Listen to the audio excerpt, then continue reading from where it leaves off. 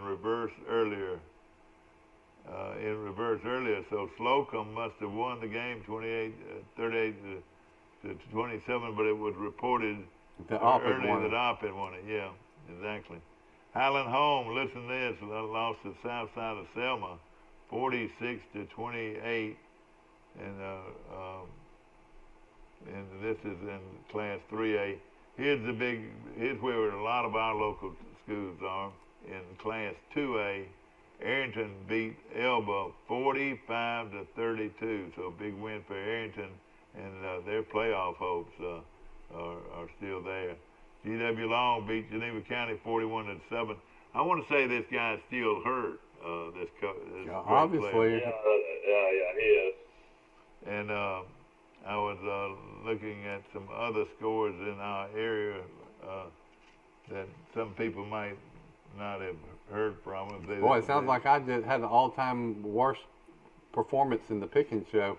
Did I get one right? You know, somebody that's been kept real quiet the whole football season is Luverne. You know, we hadn't talked much about Luverne, but they won over Thorsby, so they're still in the running for a playoff, and you know, one of the great programs in this part of the country. And I just want to mention Tua Tagovailoa made his pro debut yesterday. He came in mop-up duty. I saw him.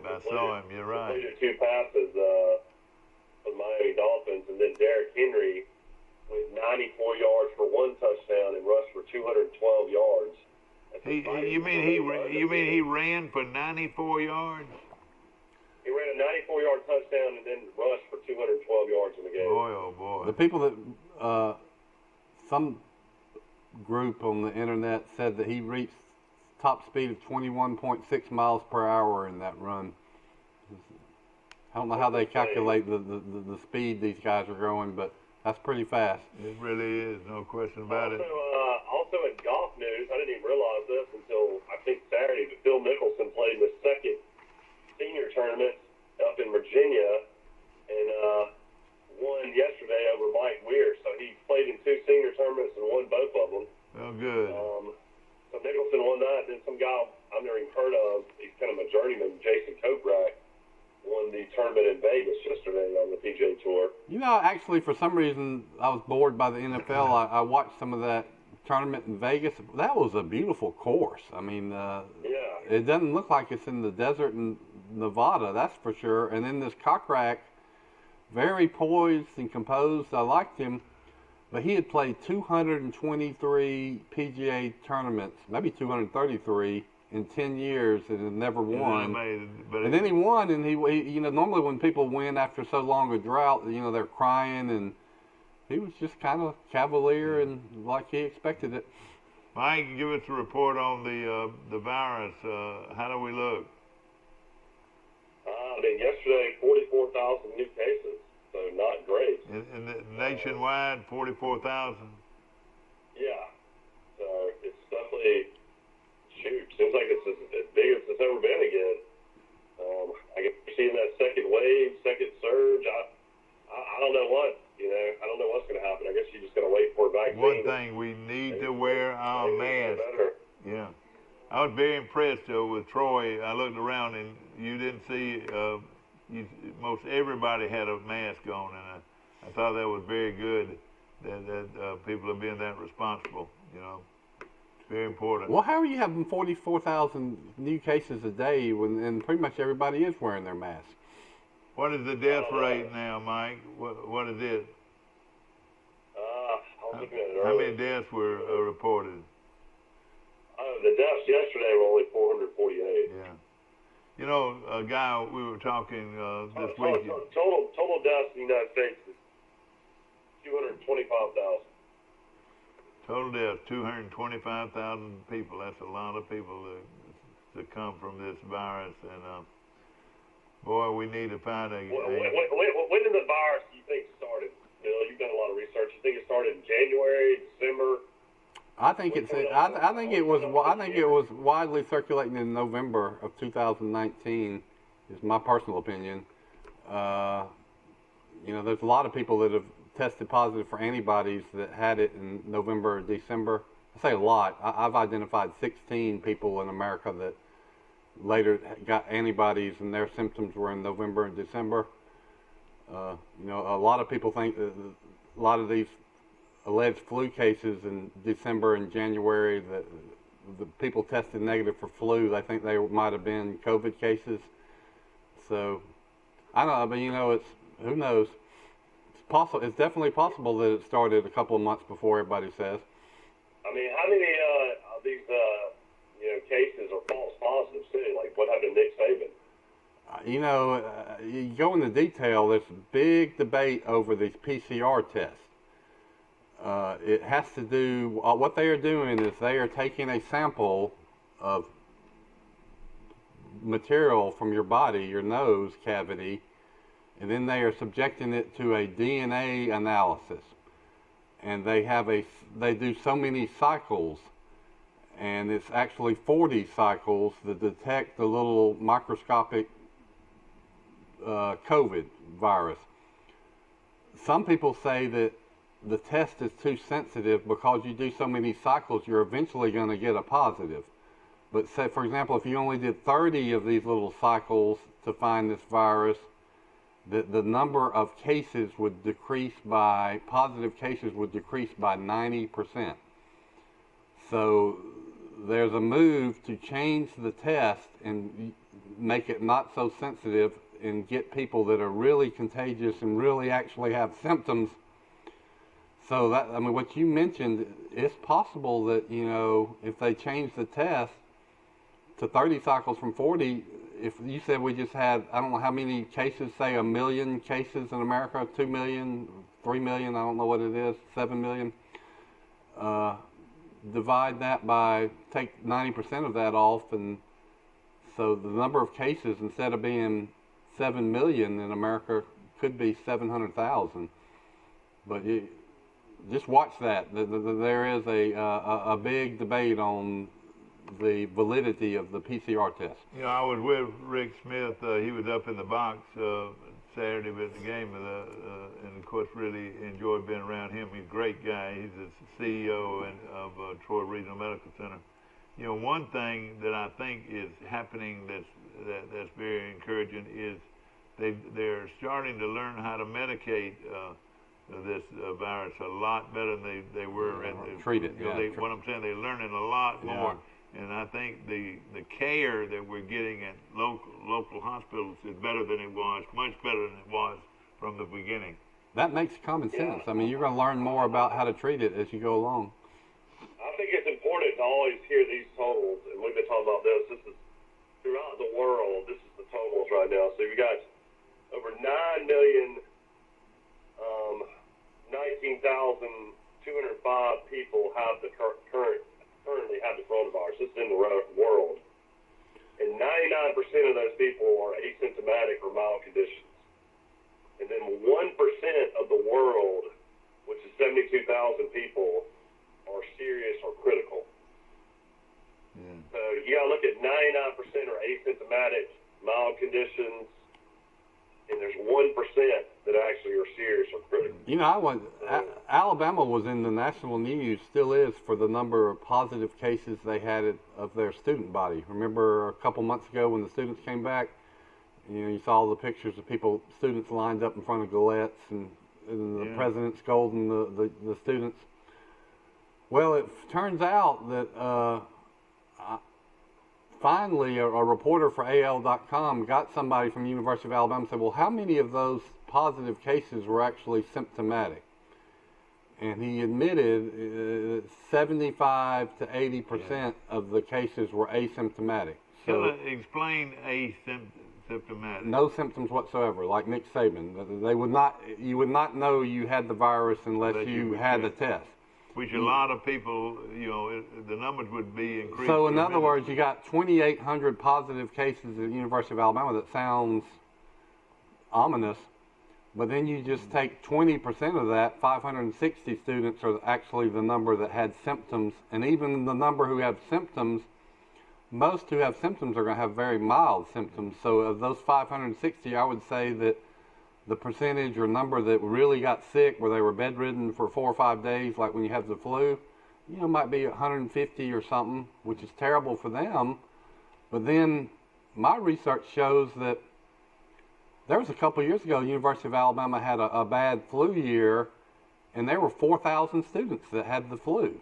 So you compare the number of people in a bad flu year that have the flu to the number of people who are sick enough to feel like they have the flu. The actual bad flu year makes a lot more people sick than COVID. Now I'm talking about college-age students. I'm not talking about older people. That's a different story. So what about Alabama's athletic director, Greg Byrne? Does he still have COVID, or was his a false positive as well? I emailed Michael Casagrande at AL.com early this morning and asked him that question. We've heard that, we know that he had the same test that Nick Saban had that was a false positive. And the first report that he said was he was asymptomatic. So I'm just going to assume that he also really didn't have it.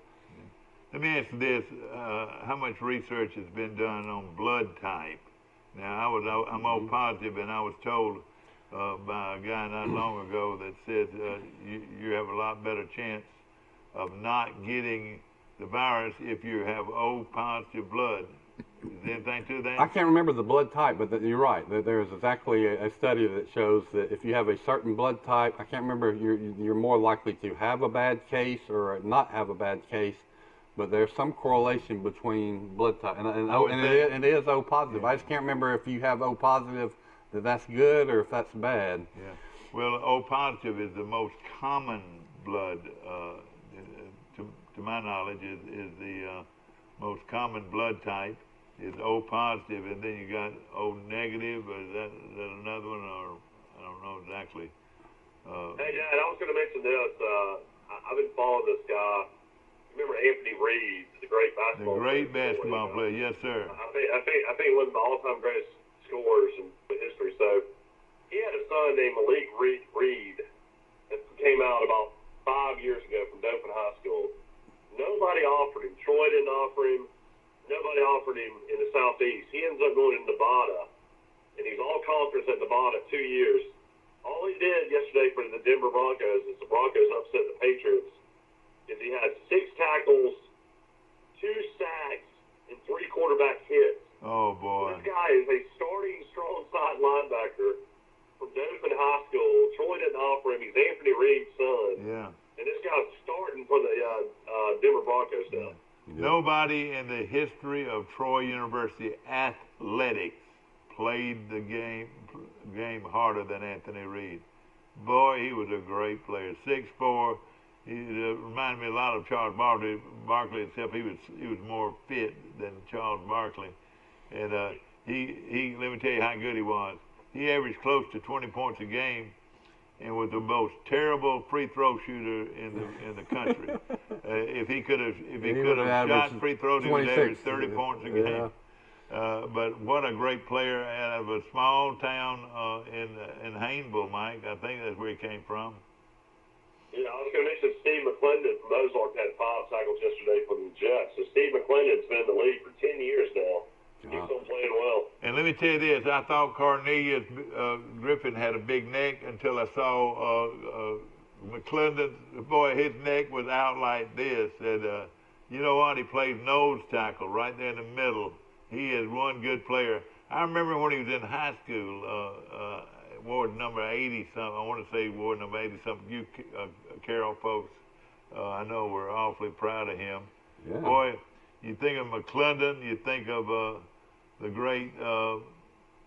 if you play how many 10 years in the NFL, that's probably only like 2% of the NFL players that make it 10 years in the league. Of course, the great one that played at Alabama, the running back,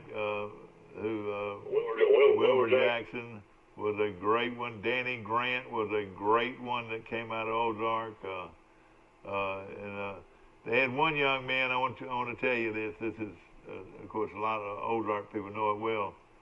They had one young man that was going to Alabama, was considered one of the top football players in the country. I was just thinking about it. And he drowned.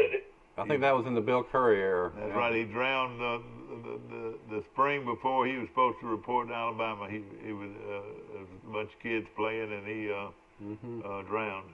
I was just thinking about And that. boy, what a great He player was, he he was. I'm was trying to a think of great his player. name. Was supposed to be a great player. And I know a lot of Ozark people remember him. And of course, old Dexter Wood was pretty good football player at Carroll. At one time, Carroll High School Ozark had 3 players that started at Alabama.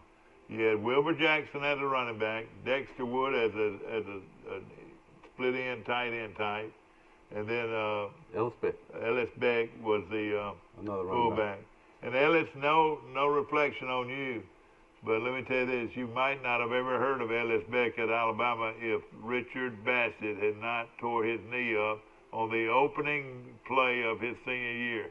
Richard Bassett was a bona fide player at Charles Henderson that was heading to the big wishbone offense at Alabama until he had that terrible injury. He later on played very well at Troy, but was unable to play in the SEC because of that injury. But it's just things. Not knocking Ellis Beck now.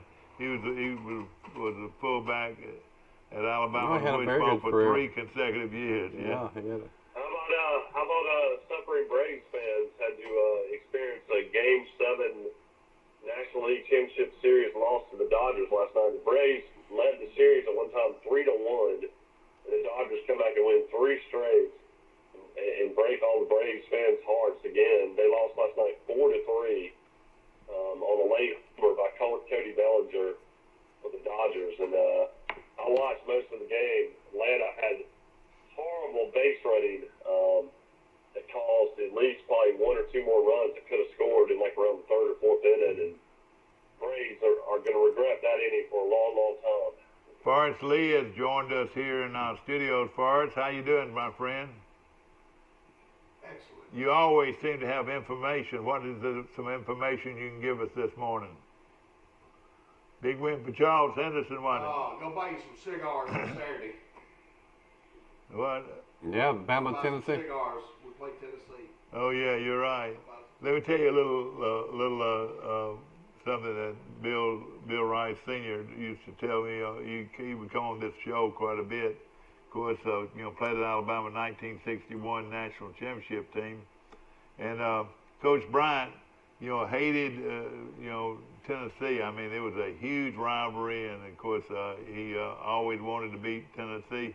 A lot of people thought that back then the Tennessee game was bigger than the Auburn game as far as Alabama folks looked at it. But now, of course, it's not true today by any means. But Coach Bryant would give out cigars if Alabama won the game. Well, they had just beaten Tennessee, and Coach Bryant was bringing around the cigars, and he would actually let them light up in the dressing room and smoke it in the dressing room. I mean, it was full of smoke from the cigars, and all these young men, cigars make a lot of guys sick. You ever smoked a cigar? It might make me, no, I don't like them. Back when I was young, I tried it out a few times, got sick smoking the cigars. But Coach Bryant would, I'm sure it was this Tampa Nugget cigar probably. That was Jim Goodstreet would always get them. He was the athletic, he was the trainer. And so Coach Bryant was passing them by.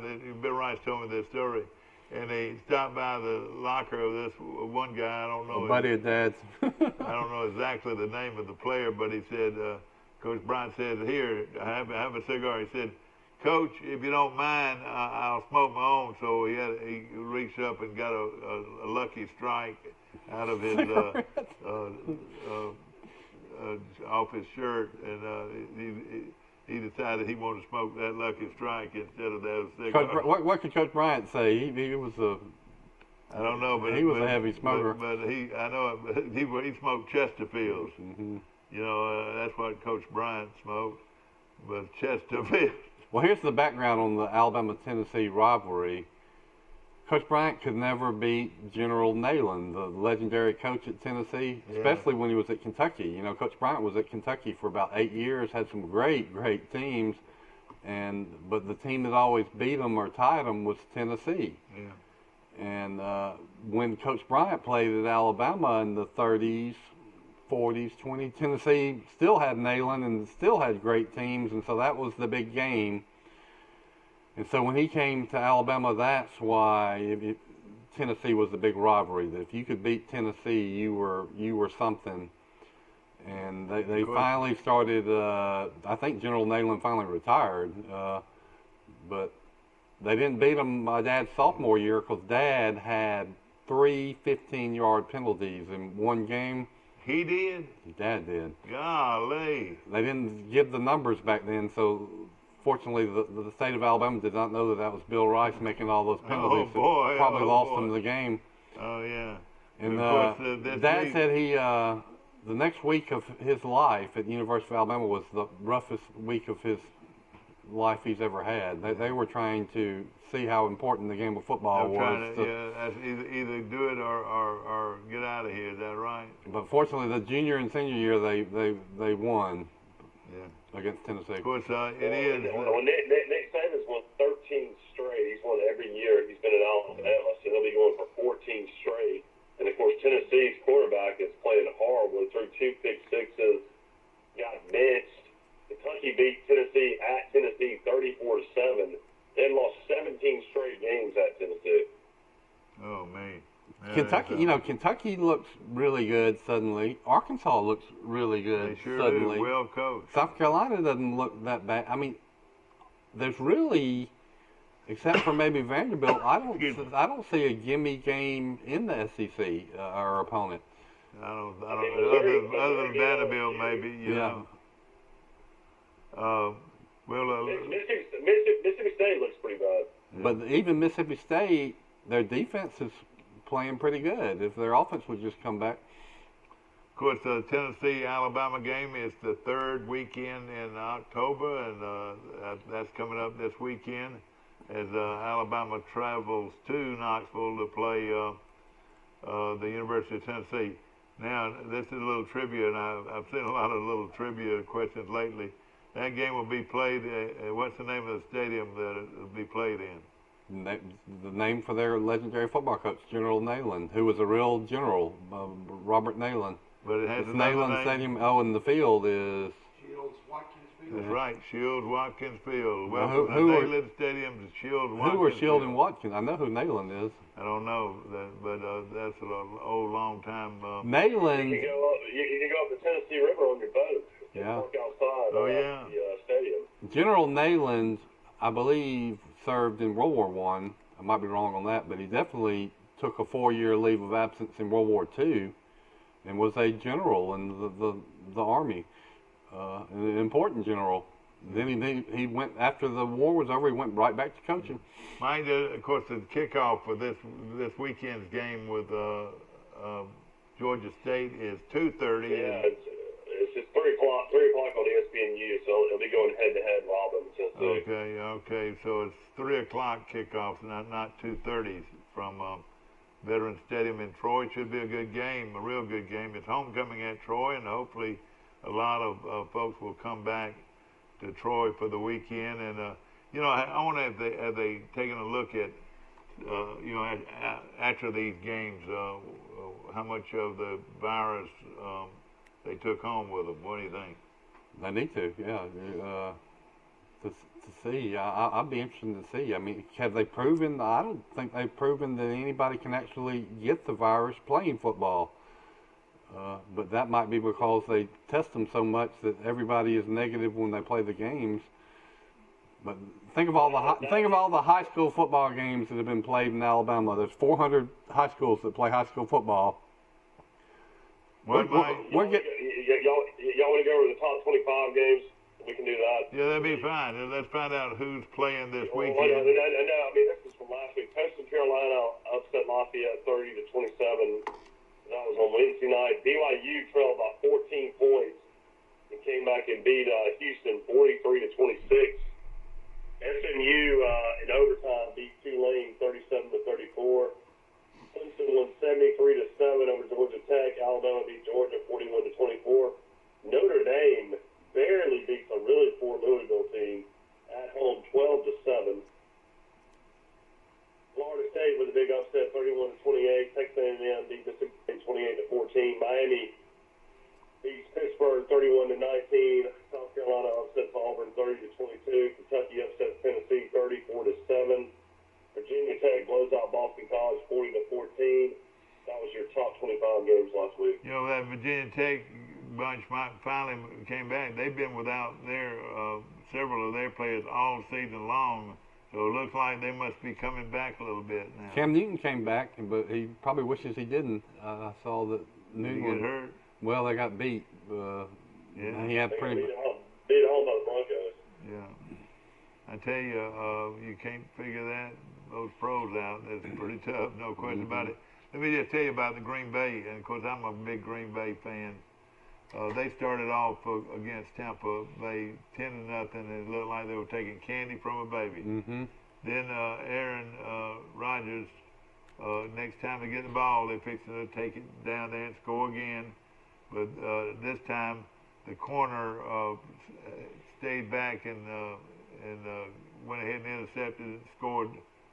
So instead of Green Bay going down the field and making it 17-0, it's now 10-7. And then one more time, Aaron Rodgers gets the ball. This time the ball is deflected into the hands of a Tampa Bay guy, and he goes for another touchdown.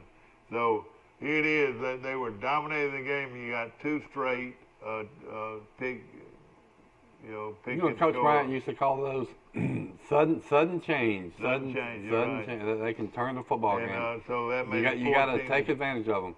14-10, and it looked like a different team. Let me tell you this: that front that Tampa Bay put together with the crazy guy. What's the name? Sue, yeah, who is probably one of the best defensive linemen in the country. They are going to be a team to watch because Rodgers couldn't budge against after that. I mean, it was a total domination by Tampa Bay with, of course, Brady at quarterback, and you could just tell that Rodgers knew that, hey, it's over now. Our lineman can't block this bunch, and we can't move the football. And hey, has the Saints decided if they're going to play in Baton Rouge or not? Are they going to be able to pull that off? I know they talked about it, but I wasn't sure. Who's on Monday night tonight? Who's playing? Do you know? Hey, how about this? Coach in Carolina's ranked in the top 25. Oh, gosh, it doesn't surprise me. I wonder where they got those players. Gosh. Good for them. No question about it. Tell us about some games coming up this weekend. The Big Ten's playing, and aren't I right, Michael, that the Big Ten's not allowing any fans? That's another difference, right? Yeah, Lisa. Hey, I got to help load up these kids. All right, okay, do that. Well, we're only doing 8:15 today, is that right? That's right. We're going to take we'll just hang in here. Of course, Wiley Sanders Truck Lines pick will be on there in just a few moments. Jeffrey and all the great folks at Wiley Sanders Truck Lines in Troy, Alabama, one of the great career opportunities out there. So take advantage of it. And, of course, great quality company, Wiley Sanders Trucking Company of Troy, Alabama. And we'll be going off the air in just a few moments. Of course, our show will return every afternoon at 1:30, and we appreciate all of them. There's still plenty of golf available in Brundage. Are y'all closed on Mondays? Yeah. Who's Auburn playing Saturday? Who is Auburn playing Saturday? Ole Miss, I think, isn't it? Yeah, maybe it is Ole Miss, and of course, you wonder what Ole Miss team's gonna show up. They're like a box of chocolates. Yeah, no question about it. We hope that you enjoyed our show today, brought to you by Premier Dodge Chrysler Jeep. We got people coughing all the way around me.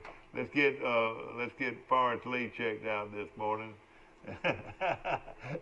and of course, we want to mention all our great sponsors. Of course, Premier Dodge Chrysler Jeep and Ram trucks on the bypass, and also Troy Bank and Trust Company. Remember, Troy Bank and Trust Company is the only bank you'll ever need. We appreciate them. And also Troy Regional Medical Center, one of the strong local hospitals in Alabama. Troy Regional Medical Center right here in Troy. Hope you've enjoyed our show today, and we'll see you again tomorrow, bright and early for today.